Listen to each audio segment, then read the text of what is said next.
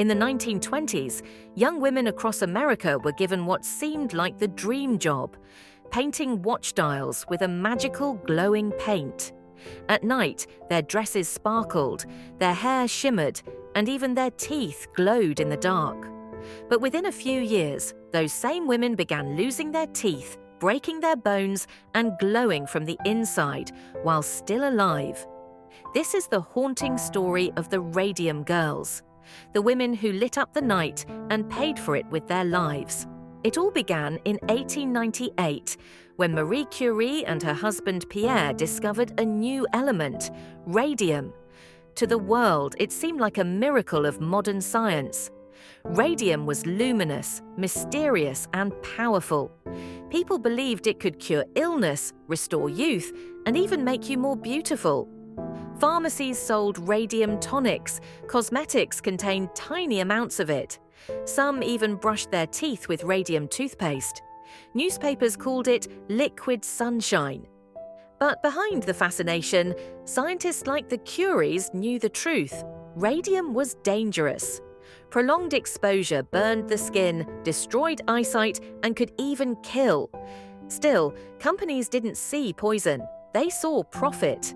In the 1910s, as World War I erupted, demand for radium soared. The US Radium Corporation began producing glow-in-the-dark watch dials for soldiers and soon opened factories across the country. Who did they hire? Hundreds of young women, mostly teenagers, recruited for their nimble hands and precise painting skills.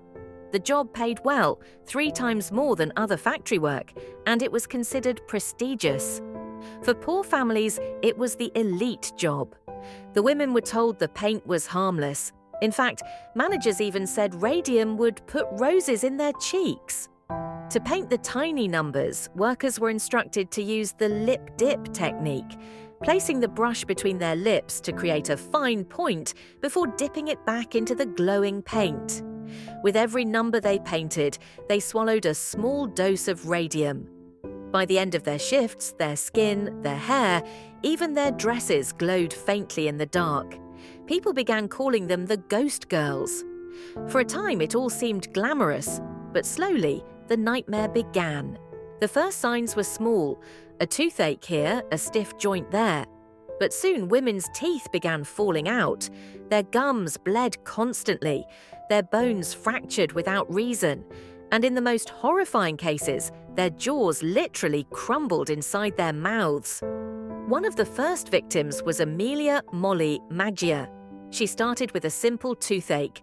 When the dentist pulled it, the wound never healed. Soon, her entire jawbone broke apart under the dentist's fingers.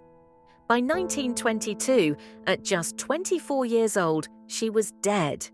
Her official cause of death? Syphilis, a false diagnosis that her employers used to protect themselves. But Molly was not alone.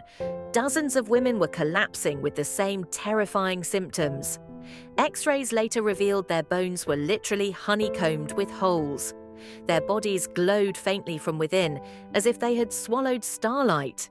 And yet, the companies denied everything. Male employees in the labs were given lead aprons and protective gear. But the women painting the dials, they were told radium was perfectly safe. By the mid-1920s, more than 50 women had died. Still, US Radium insisted the deaths were coincidence. But one woman, Grace Fryer, refused to stay silent. Grace's spine had been so damaged by radium that she wore a steel back brace just to stand. Yet she began searching for a lawyer to take on the company. Most refused. Too risky, too expensive. Finally, in 1927, attorney Raymond Berry agreed to represent her. Grace and 4 other women, known as the Radium Girls, filed a lawsuit demanding $250,000 in damages. By then, all of them had only months to live. Their story shocked the nation. Newspapers covered their court appearances, sometimes showing the women so weak they had to testify from their deathbeds. The companies fought back, lying to the press and funding fake studies. But eventually, the truth was undeniable. Radium was killing these women. and the corporations had known all along. The Radium girls never lived to see true justice. Most died within 2 years of their settlements, which were far less than they deserved. But their fight changed history. For the first time, companies were held legally responsible for the safety of their workers. Their case laid the foundation for modern workplace protections. Decades later, it inspired the creation of OSHA, the Occupational Safety and Health Administration, which still protects millions of workers today.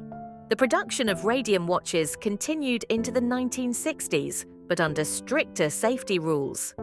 The legacy of the Radium girls is not just a tragedy, it is a warning, a story of courage in the face of suffering, and a reminder that sometimes the brightest light can cast the darkest shadow. If you want to uncover more dark and forgotten stories like this one, make sure to subscribe and join us, because history hides many more secrets waiting to be told.